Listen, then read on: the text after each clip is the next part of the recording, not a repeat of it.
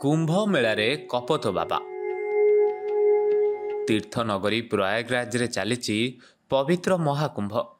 महाकुंभ केवल भारत में नुह बरं समग्र विश्व रे एक विराट धार्मिक कार्यक्रम भाव में परिचय सृष्टि करिछि। लक्ष लक्ष नागा साधु साधु सन्त एवं देश विदेशर अनेक लोक विश्वर सर्वबृहत धार्मिक सम्मेलन कुंभ मेलारे जोग दैछन्ति। एसबु मध्यरे आकर्षणर केन्द्रबिंदु पालटिचन्ति जूना आखाड़ार महंत राजपुरी जी महाराज, जहां लोक माने स्नेहरे कबूतर वाले बाबा बा कपत बाबा बोली डाकन्ति। बाबांको मुंडरे सबुबेले एक कपत बसिथिबा देखिबाकु मिलुछि। बाबा जुआडे जाआंती तांको मुंडरे बसिथिबा कपत सहित जाआंती। कपतटी तांको मुंडरे 9 वर्ष धरि बास करुथिबा कुहा जाउछि।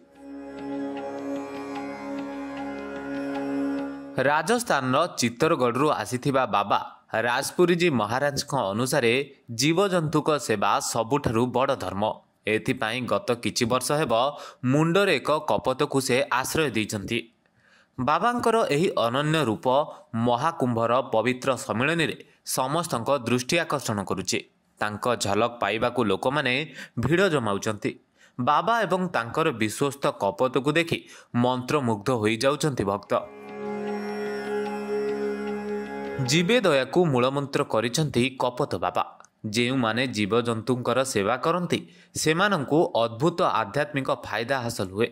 भक्त माने केवल बाबांक ठारू प्रेरणा पाउनाहांति बरं तांको बाणी को जीवन रे आपणाइबा पई चेष्टा करुछन्ति। बाबा मुंडरे कपत धरी चलिबा महाकुंभर विविधता एवं गभीरता को प्रतिफलित करुछि। जीवजंतुंक प्रति प्रेम एवं सम्मान हेउछि बाबांकर प्रकृत धर्म।